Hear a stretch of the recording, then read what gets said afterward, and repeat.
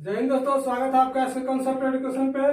आइए आज हम लोग पढ़ते हैं गुप्त साम्राज्य। क्या गुप्त साम्राज्य? और गुप्त साम्राज्य के जितने सारे शासक हैं हम लोग सबको बारी बारी से पढ़ेंगे। गुप्त साम्राज्य थोड़ा बड़ा टॉपिक हो जाता है, 2-4 वीडियो आवेगा गुप्त साम्राज्य पर, लेकिन इसको इतना अच्छा ढंग से पढ़ेंगे कि कोई भी एग्जाम होगा बीपीएससी के प्री एग्जाम तक, क्या बीपीएससी के प्री एग्जाम तक आपका क्वेश्चन नहीं छूटेगा। गुप्त साम्राज्य से अगर क्वेश्चन आ जाता है तो बीपीएससी के प्री तक आपको वादा करते हैं कि क्वेश्चन नहीं छूटेगा। इतना ठीक ढंग से पढ़ेंगे इसको, गुप्त साम्राज्य को। ठीक है, तो आइए हम लोग गुप्त साम्राज्य पढ़ते हैं। और गुप्त साम्राज्य के सबसे पहले जानकारी कहाँ से मिलता है उसके बारे में देख लेते हैं। और गुप्त साम्राज्य पर कुछ जो है मतभेद था, उस मतभेद को भी हम लोग देखेंगे। तो गुप्त साम्राज्य क्या है? वो सामंत था किसका? कुषाणों का। इसके पहले हम लोग कुषाण पढ़े, तो कुषाणों का जो है सामंत था। गुप्त साम्राज्य के जो जितना शासक हुआ सब कुषाणों के सामंत था। किसका? कुषाणों के सामंत था। और गुप्त साम्राज्य के जाति के बारे में मतभेद है कि गुप्त साम्राज्य यानी गुप्त साम्राज्य का जो शासक था, गुप्त शासक जो था वो किस किस जाति का था, गुप्त साम्राज्य किस जाति पर चला आ रहा था, किस जाति के लोग उसका राजा थे, उसको पर मतभेद है। आइए मतभेद को देखते हैं। देखिए, डॉक्टर जायसवाल एवं कौमुदी, क्या डॉक्टर जो जायसवाल हैं एवं कौमुदी जो है वो कहते हैं कि शूद्र जाति के लोग थे। कौन जाति के लोग? शूद्र जाति के लोग। जितना जो गुप्त शासक था सब क्या था? शूद्र जाति के लोग था गुप्त शासक। उसके बाद रखाल दास बनर्जी, कौन? रखाल दास बनर्जी कहते हैं कि नहीं, शूद्र नहीं थे, सब क्या थे? क्षत्रिय थे। क्या थे? क्षत्रिय थे। जितना जो गुप्त साम्राज्य के शासक हुए वो क्या थे कि क्षत्रिय थे। कौन? ये कौन कहे? रखाल दास बनर्जी। और डॉक्टर जायसवाल क्या कहे? और कौमुदी क्या कहे? कहे कि ये शूद्र जाति के थे। क्या क्वेश्चन आता है यहाँ से एग्जाम में, इसीलिए इसको नोट डाउन किया। देखिए पूछेगा कि गुप्त साम्राज्य हम लोग कहा थे, क्या कर रहे थे कि जो डॉक्टर जायसवाल थे, क्या डॉक्टर जायसवाल थे एवं कौमुदी थे, वो क्या कहे थे कि शूद्र जाति के थे। मगर वही रखाल दास बनर्जी क्या कहे कि नहीं, ये शूद्र जाति के नहीं थे, क्षत्रिय जाति के थे। कौन सा जाति के थे? क्षत्रिय जाति के थे। जो गुप्त साम्राज्य हुए, जितना गुप्त साम्राज्य का जो शासक हुआ वो सारा शासक क्षत्रिय थे, लेकिन जायसवाल कहते थे कि नहीं, शूद्र थे। क्या थे? शूद्र थे। उसके बाद देखिए डॉक्टर राय चौधरी, कौन? डॉक्टर राय चौधरी कहते हैं कि ना ही शूद्र और ना ही क्षत्रिय थे, वो ब्राह्मण जाति के थे। जितना जो गुप्त शासक हुआ सारा का सारा ब्राह्मण जाति के थे। कौन जाति के? ब्राह्मण जाति के। उसके बाद फिर एक और आते हैं रामाशंकर त्रिपाठी। कौन? रामाशंकर त्रिपाठी के अनुसार रामाशंकर त्रिपाठी क्या कहते हैं कि नहीं, ये शूद्र नहीं, क्षत्रिय नहीं और ब्राह्मण नहीं, ये वैश्य जाति के थे। जितना जो था गुप्त साम्राज्य, गुप्त शासक था वो सब क्या था? वैश्य जाति के था। उसके बाद देखिए चारों यहाँ से क्वेश्चन पूछता है एग्जाम में, चारों को एकदम कंप्लीट रखेंगे। डॉक्टर पूछ देगा कि डॉक्टर जायसवाल के अनुसार कौन सा जाति के था गुप्त साम्राज्य? तो शूद्र जाति। रखाल दास बनर्जी के अनुसार तो क्षत्रिय जाति। कौन सा? क्षत्रिय जाति। और डॉक्टर राय चौधरी के अनुसार ब्राह्मण जाति। क्या? ब्राह्मण जाति। उसके बाद पूछता है रामाशंकर त्रिपाठी, क्या रामाशंकर त्रिपाठी के अनुसार वैश्य जाति के था। क्या? वैश्य जाति के था।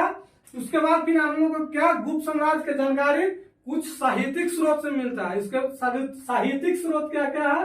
किस किस किताब से, किस किस पुस्तक से, किस किस ग्रंथ से, कौन सा ग्रंथ, कौन सा पुस्तक और किन सा किताब से इसको गुप्त साम्राज्य के बारे में जानकारी मिलता है। आइए उस किताब को देख लेते हैं, उस साहित्यिक स्रोत को देख लेते हैं। क्या साहित्यिक स्रोत को देख लेते हैं? देखिए साहित्यिक स्रोत में राजतरंगिणी, क्या राजतरंगिणी। उसके बाद हर्षचरित, क्या हर्षचरित से भी गुप्त साम्राज्य के बारे में जानकारी मिलता है। और आर श्री मजुकल्प के द्वारा जैन ग्रंथ, क्या जैन ग्रंथ से भी गुप्त साम्राज्य के बारे में जानकारी मिलता है।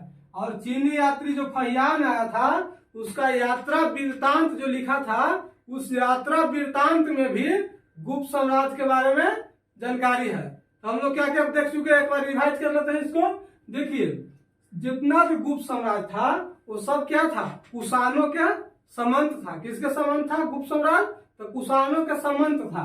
उसके बाद जायसवाल, क्या जायसवाल जो है उसके अनुसार शूद्र जाति के लोग थे। शूद्र जाति के लोग गुप्त साम्राज्य में शासन कर रहे थे। उसके बाद रखालदास बनर्जी के अनुसार क्षत्रिय जाति के लोग था। क्या जो गुप्त साम्राज्य के शासक था वो सारा शासक क्षत्रिय जाति के था। उसके बाद राय चौधरी के अनुसार ब्राह्मण जाति, क्या ब्राह्मण जाति के था। और वही रामाशंकर त्रिपाठी कहते थे कि नहीं, ये लोग जो गुप्त साम्राज्य के शासक थे वो वैश्य जाति के थे। कौन जाति के? वैश्य जाति के थे।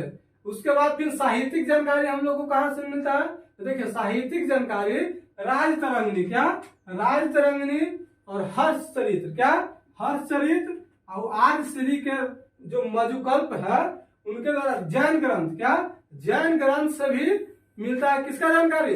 गुप्त साम्राज्य का, गुप्त शासकों का जानकारी।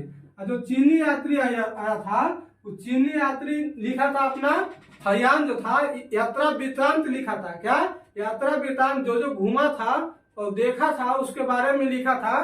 तो उसमें उससे भी उस किताब से भी यानी हयान के यात्रा वृत्तांत से भी गुप्त साम्राज्य के बारे में जानकारी मिलता है। उसके बाद पूछता क्वेश्चन यहाँ से देखिए ये भी है BBI कि गुप्त साम्राज्य का जो राजकीय भाषा था, क्या गुप्त साम्राज्य का राजकीय भाषा था वो भाषा कौन कौन था? तो देखिए पहला भाषा में देता है प्राकृत। क्या जो पहला भाषा था वो प्राकृत था और दूसरा भाषा संस्कृत था। क्या दूसरा भाषा संस्कृत था। ज्यादातर जो है गुप्त साम्राज्य संस्कृत का ही प्रयोग करते थे। किसका? संस्कृत का ही प्रयोग करते थे। देखिए गुप्त साम्राज्य के अगर राजकीय भाषा पूछे, क्या गुप्त साम्राज्य का अगर राजकीय भाषा पूछे तो प्राकृत और संस्कृत दोनों ऑप्शन में देख लीजिए कौन देता है, प्राकृत देता है कि संस्कृत देता है। अगर ऑप्शन 1 में, क्या ऑप्शन 1 में अगर प्राकृत दे दिया और ऑप्शन 2 में कुछ दूसरा, अगर 3 में दे दिया कि संस्कृत, तो संस्कृत अगर देता है देखिए पहला देगा तो पहला मानना है प्राकृत। अगर देखिए अगर मान के चलिए कि इनमें से 2 को दे दिया कि या इनमें से एक से अधिक, तो एक से अधिक जैसे बीपीएससी पूछता है कि इनमें से एक से अधिक कि इनमें से कोई नहीं, तो देखिए अगर प्राकृत और संस्कृत दोनों रहेगा तो इनमें से एक से अधिक टिक आउट करना है। उसके बाद आता है गुप्त साम्राज्य का जो संस्थापक हुआ, गुप्त साम्राज्य का जो स्थापना किया, क्या गुप्त साम्राज्य का जो स्थापना किया उनका नाम क्या था? तो देखिए वो श्रीगुप्त था। कौन?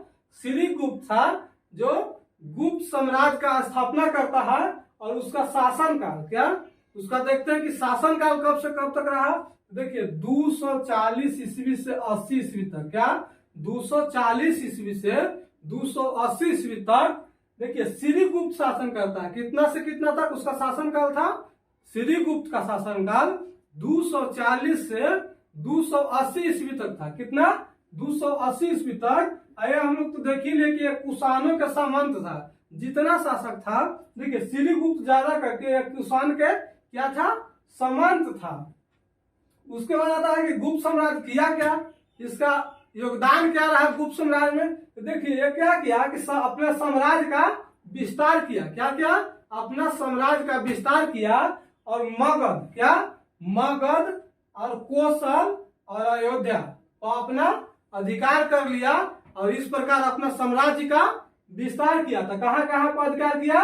मगध, कोसल और अयोध्या पर अधिकार करके अपना साम्राज्य का विस्तार किया। उसके बाद आता है कि मगध के जो मृग शिखावन था, जगह था, जो मगध का मृग शिखावन जगह था, वहां पर सुन्नर क्या सुन्नर बौद्ध विहार का स्थापना किया। क्या बौद्ध विहार का स्थापना किया? तो कौन किया था? श्रीगुप्त किया था। एक बार फिर से देख लेते हैं श्रीगुप्त को। इसका श्रीगुप्त का शासनकाल कब से कब तक रहा? तो 240 ईस्वी से 280 ईस्वी तक। कब तक? 240 ईस्वी से 280 ईस्वी तक गुप्त साम्राज्य का श्रीगुप्त का शासन रहा। किसका? श्रीगुप्त का शासन रहा। और एक कुषाण, कौन सा रहा? कुषाणों, जो इसके पहले हम लोग वीडियो पढ़ लिए, अगर नहीं पढ़े होंगे इसके पहले कुषाण का, तो कुषाण का वीडियो पढ़ लीजिए। उसके बाद इस वीडियो पे आइए फिर। ठीक है, ये कुषाणों के सामंत था। किसके सामंत था? कुषाणों के समान था। और गुप्त साम्राज्य का उल्लेखनीय कार्य क्या है? तो उल्लेखनीय कार्य जिसका है कि मगध पर अधिकार कर लिया, अयोध्या पर अधिकार कर लिया और कौशल पर अधिकार करके अपना क्षेत्र का विस्तार किया। और मगध का मृग सिखावन जो जगह है वहां पे एक सुंदर बौद्ध विहार का स्थापना किया। किसका? आइए हम लोग कहा था कि श्रीगुप्त जो है मगध के जो मृग सिखावन जगह है का मृग सिखावन जगह है वहां पे सुंदर बौद्ध विहार का स्थापना किया। किसका स्थापना किया? सुंदर बौद्ध विहार का स्थापना किया। उसके बाद उसका आता है उत्तराधिकारी। कौन आता है? उसका उत्तराधिकारी आता है घटोत्कच। क्या? घटोत्कच आता है। उसका शासनकाल कब से कब तक रहा? देखिए 280 तक ये रहा और उसके बाद 280 से 320 तक। कितना? 280 से 320 तक घटोत्कच रहता है। कौन? घटोत्कच। उसके बाद क्या है कि श्रीगुप्त का उत्तराधिकारी था। सही में श्रीगुप्त का उत्तराधिकारी था। 240 से 280 तक के रहा और 280 के बाद 320 तक रहा घटोत्कच। कब तक? 320 तक। इसका शासनकाल 280 से 320। और ये किसका उत्तराधिकारी था? श्रीगुप्त का उत्तराधिकारी था। किसका? श्रीगुप्त का उत्तराधिकारी था। अब गुप्त साम्राज्य का जो है पहला जो है शासक था, पहला राजा था जो महाराज की उपाधि लिया था। किसका? महाराज का उपाधि लिया था। ये गुप्त साम्राज्य का पहला शासक था। क्या? गुप्त साम्राज्य का यह पहला शासक था जो महाराज की उपाधि लिया था। किसका? महाराज की उपाधि लिया था। और इसका जानकारी हम लोग को कहां से मिलता है? तो जो पारभावती को इसका जो पारभावती का गुप्त वंश का जो अभिलेख है, पूना का अभिलेख, वहां से हम लोग को जानकारी मिलता है इसके बारे में। इसके बारे में घटोत्कच के बारे में जो महाराज की उपाधि लिया। आइए इसको एक बार फिर से रिवाइज कर लेते हैं। तो देखिए गुप्त साम्राज्य का संस्थापक कौन? तो श्रीगुप्त। कौन? गुप्त साम्राज्य का संस्थापक श्रीगुप्त। उसका शासनकाल कब से कब तक रहा? तो देखिए 240 से 280 ईस्वी तक। उसके बाद ये क्या था कि ये गुप्त साम्राज्य का जो शासक श्रीगुप्त हुआ वो तो क्या था कि कुषाणों के संबंध था। किसका? कुषाणों के संबंध था श्रीगुप्त। और उसके बाद ये अपना इसका उल्लेखनीय कार्य क्या है? तो उल्लेखनीय कार्य ये पूछता है मगध, कौन कौन क्षेत्र? मगध, अयोध्या और कौशल। क्या? मगध, अयोध्या और कौशल पर अधिकार करके और अपना क्षेत्र का विस्तार करता है। और देखिए जो मगध का मृग सिखावन जगह है वहां पे सुंदर बौद्ध विहार की स्थापना करता है। क्या करता है? सुंदर बौद्ध विहार की स्थापना करता है। और उसके बाद आता है उसका उत्तराधिकारी घटोत्कच। क्या? उसके बाद उसका उत्तराधिकारी घटोत्कच आता है जिसका शासनकाल 280 से 320 ईस्वी तक रहता है। कितना? 280 से 320। और ये श्रीगुप्त का उत्तराधिकारी था। किसका उत्तराधिकारी था? श्रीगुप्त का उत्तराधिकारी था।